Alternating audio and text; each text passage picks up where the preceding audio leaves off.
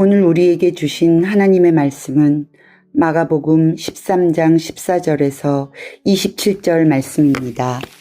멸망에 가증한 것이 서지 못할 것에 선 것을 보거든 읽는 자는 깨달을진저 그때 유대에 있는 자들은 산으로 도망할지어다. 지붕 위에 있는 자는 내려가지도 말고 집에 있는 무엇을 가지러 들어가지도 말며 밭에 있는 자는 겉옷을 가지러 뒤로 돌이키지 말지어다. 그날에는 아이 벤 자들과 젖먹이는 자들에게 화가 있으리로다. 이 일이 겨울에 일어나지 않도록 기도하라. 이는 그날들이 환난 날이 되겠음이라. 하나님께서 창조하신 시초부터 지금까지 이런 환난이 없었고 후에도 없으리라. 만일 주께서 그날들을 감하지 아니하셨더라면 모든 육체가 구원을 얻지 못할 것이거늘 자기가 택하신 자들을 위하여 그날들을 감하셨느니라. 그때 어떤 사람이 너희에게 말하되 보라 그리스도가 여기 있다 보라 저기 있다 하여도 믿지 말라. 거짓 그리스도들과 거짓 선지자들이 일어나서 이적과 기사를 행하여 할 수만 있으면 택하신 자들을 미혹하려 하리라. 너희는 삼가라. 내가 모든 일을 너희에게 미리 말하였노라. 그때 그 환난 후 해가 어두워지며 달이 빛을 내지 아니하며 별들이 하늘에서 떨어지며 하늘에 있는 권능들이 흔들리리라. 그때 인자가 구름을 타고 큰 권능과 영광으로 오는 것을 사람들이 보리라. 또 그때에 그가 천사들을 보내어 자기가 택하신 자들을 땅 끝으로부터 하늘 끝까지 사방에서 모으리라. 아멘. 오늘도 재림의 주님을 소망하며 지혜롭고 담대하게 살아가는 모든 성도님들 되길 진심으로 기도합니다. 예수께서 성전에서 나가실 때 제자 중 하나가 웅장하고 화려하게 지어져가는 헤롯 성전을 가르치며 기분이 업되어 예수님의 동의를 얻으려고 질문합니다. 예수님, 이 돌들이 어떠하며 이 건물들이 어떠합니까? 너무 멋지지 않습니까? 이에 예수님은 마치 찬물을 끼얹는 듯한 답변을 하시는데 어제 본문 13장 2절입니다. 예수께서 이르시되 돌 하나도 돌 위에 남지 않고 다 무너뜨려지리라 하시니라.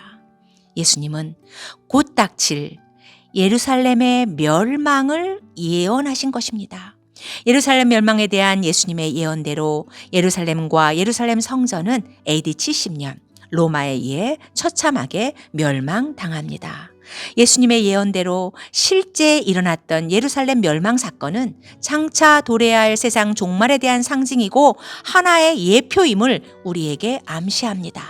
그 당시 교회와 성도들에게 그리고 현재를 살아가는 하나님의 백성들을 향해 예루살렘 멸망이 예언대로 실제 일어났던 것처럼 세상의 멸망도 세상의 최후 종말도 실제로 반드시 일어날 것이라는 암묵적이지만 강력하고 확실한 메시지를 우리에게 던지고 계십니다.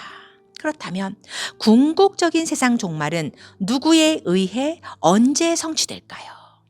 성경의 약속대로 때가 참에 초림의 주님으로 이 땅에 오신 예수님은 하나님의 시간이 다 되었을 때 성경의 약속대로 재림의 주님으로 반드시 다시 오십니다. 십자가에 죽으시고 부활하신 예수님이 하늘로 올라가시는 것을 바라보는 제자들을 향해 천사들이 이렇게 말하는데 사도행전 1장 11절입니다. 갈릴리 사람들아 어찌하여 서서 하늘을 쳐다보느냐 너희 가운데에서 하늘로 올려지신 이 예수는 하늘로 가심을 본 그대로 오시리라. 초림의 주님이 오실 때부터 종말은 이미 시작되었고 이렇게 시작된 종말은 주님 다시 오시는 재림의 때 마침내 비로소 완성됩니다. 그래서 예수님은 곧 있을 예루살렘의 멸망과 장차 있을 세상의 궁극적인 종말을 오버랩시키시면서 초림과 재림 사이, 이미와 아직 사이 이 종말의 때를 이 땅의 교회와 성도들은 어떻게 살아야 하는지 강론을 펼쳐 가십니다. 세상의 마지막 그때는 천사들도 모르고 아들도 모르고 오직 하나님만이 아시기에 언제라는 시간적 개념에 촉각을 곤두세우며 살아가는 것이 아니라 종말에 일어날 여러 현상들과 여러 징조들을 영적으로 분별하여 이 종말의 때를 어떻게 살아가야 하는지 영적으로 무장하는 일에 우리의 모든 관심을 기울여야 합니다. 어제 본문 5절부터 13절에서는 예루살렘 멸망전 그리고 장차 종말의 때에 나타나고 일어나는 여러 현상과 여러 징조들에 대해 언급하셨습니다. 거짓 메시아와 거짓 선지자들의 출현과 그들의 미혹, 내란과 나라 간의 전쟁, 지진과 기근 등 자연재해, 가족 간의 불화와 배신 등 이런 크고 작은 환난은 그때도 지금도 앞으로도 마지막 때까지 쭉 끊임없이 일어날 것이고 그로 인해 이 땅의 교회와 성도들은 고난과 핍박을 겪게 될 것을 말씀하셨습니다. 그리고 오늘 본문 14절부터 20절은 종말의 긴박성과 종말에 일어날 엄청난 환난에 대해 또다시 언급하시는데 14절입니다. 멸망에 가증한 것이 서지 못할 곳에 선 것을 보거든. 선민의식에 사로잡혀 있는 유대인들은 하나님을 예배한다고 했지만 그들에게는 형식적인 예배 자체와 성전이라는 건물 그 자체가 큰 우상이었습니다. 그런데 어느 날 갑자기 그 어느 누구도 상상하지 못할 일이 일어난 것입니다. 로마군에 의해 예루살렘 성이 불에 타고 로마군은 급기야 성전 안까지 진격합니다. 그리고 성전 안에 로마 군대의 상징인 그래서 그들이 우상처럼 섬기는 깃발 군단기를 세우고 그 앞에 제물을 바치고 제사를 드리는 등 거룩한 성전에서는 결코 일어나서는 안 될 참으로 끔찍한 일이 일어난 것입니다.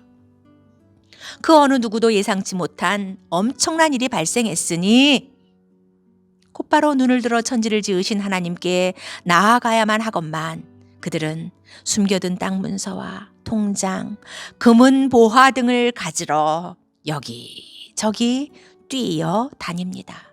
그리고 17절에는 그때 일어날 비극적인 상황 하나를 더 묘사하는데 그 날에는 아이벤 자들과 젖먹이는 자들에게 화가 있으리로다.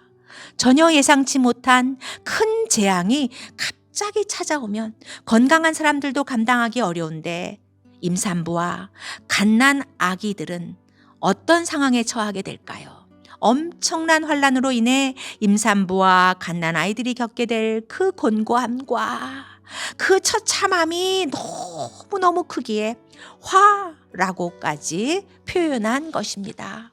성경의 약속대로 주님이 다시 오심을 분명히 믿습니다. 아멘. 그러나 언제 다시 오실지 그때를 알 수 없을 뿐 아니라 그때는 갑자기 도래하고 그리고 그때까지 상상할 수 없는 여러 환난과 미혹과 핍박이 끊이지 않는다고 하시니 그렇다면 주님 다시 오시는 그때까지 하나님의 백성인 우리들은 이 종말의 때를 어찌 살아야 합니까?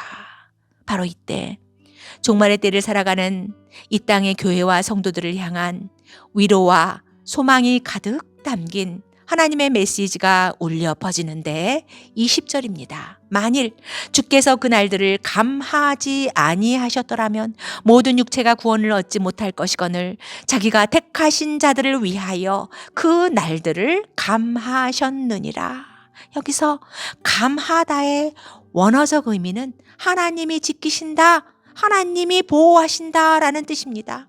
종말의 때 환난과 핍박이 없거나 줄어든다는 의미가 아니라 극한 환난과 극한 핍박 속에서도 언약에 신실하신 우리 하나님은 하나님의 택한 백성들을 끝까지 지키시고 끝까지 보호하신다는 약속입니다. 계시록 3장 10절입니다. 내가 나의 인내의 말씀을 지켰은즉 내가 또한 너를 지켜 시험의 때를 면하게 하리니 시험과 환난을 면제하신다는 의미가 아니라 시험과 환난 중에도 하나님이 우리를 지키시고 보호하신다는 약속입니다. 우리와 함께하고 싶으셔서 인간의 몸을 입고 이 땅에 오신 하나님 임마누엘이신 예수님은 우리를 위해 죽으시고 부활하시고 지금도 하늘 보좌 우편에서 우리를 위해 끊임없이 간구하고 계십니다. 하나님의 영이요, 그리스도의 영이신 성령님은 늘 우리 안에서 우리의 위로자로, 우리 삶의 안내자로 쉼없이 역사하고 계십니다. 마태복음 28장 20절, 볼지어다 내가 세상 끝날까지 너희와 항상 함께 있으리라. AD 70년에 있었던 예루살렘 멸망 속에 주의 재림과 동시에 이루어질 세상의 최후 종말이 담겨 있는 것처럼 지금을 살아가는 매일의 사건들 속에는 영원의 의미가 들어 있습니다. 우리의 일상에 갑작스럽게 찾아오는 여러 아픔과 이해할 수 없는 고통의 문제 속에서 문화와 윤리와 휴머니즘 등의 이름으로 위장하여 이미 사회 속에 깊숙이 들어온 악한 세력들로 인해 끔찍한 혼란을 겪고 있는 이 사회 속에서, 그리고 지구촌 곳곳에서 끊임없이 발생하고 있는 난리의 소문을 들을 때마다 우리는 우리를 향하신 하나님의 섭리를 깨닫고 거기서 들려오는 주님의 세미한 음성에 귀 기울여야 합니다. 이렇게 점점 어둠이 짙어만 가는 지금 우리는 주님 다시 오실 그때를 간절히 소망하며 임마누엘의 약속을 붙잡고 오늘을 지혜롭고 담대하게 살아가야 합니다. 하나님이 세상을 물로 심판하시기 전 노아가 방주에 들어가던 날까지 당시 사람들은 먹고 마시고 장가들고 시집가느라 홍수가 나서 그들을 다 멸하기까지 그들은 그 멸망을 깨닫지 못하였습니다. 소돔과 고모라가 불과 유황으로 심판당할 때 롯의 아내는 세상에 대해 미련을 버리지 못하고 그 순간 뒤를 돌아보았기에 소금 기둥이 되고 맙니다. 두 사람이 함께 잠을 자고 있었는데 한 사람은 데려가고 한 사람은 버려둠을 당합니다. 두 여자가 함께 맷돌질을 하고 있었는데 한 사람은 데려가고 한 사람은 버려둠을 당합니다. 때가 참에 초림의 주님이 오셨듯이 하나님의 시간이 다 되었을 때 우리 주님은 반드시 다시 오십니다. 이미와 아직 사이 이 종말의 때를 살아가는 우리는 임마누엘의 약속을 붙잡고 지금의 환란을 믿음으로 이기며 주님 언제 다시 오셔도 결코 당황하지 않고 오히려 기쁨으로 맞이할 준비를 하며 현재를 살아가는 우리 모두가 되기를 간절히 소망합니다. 그러면 우리가 살아서든 죽어서든 우리는 마침내 영광의 그 나라를 반드시 보게 되고 반드시 누리게 될 것입니다. 26절 27절입니다. 그때 인자가 구름을 타고 큰 권능과 영광으로 오는 것을 사람들이 보리라. 또 그때 그가 천사들을 보내어 자기가 택하신 자들을 땅끝으로부터 하늘 끝까지 사방에서 모으리라. 아멘.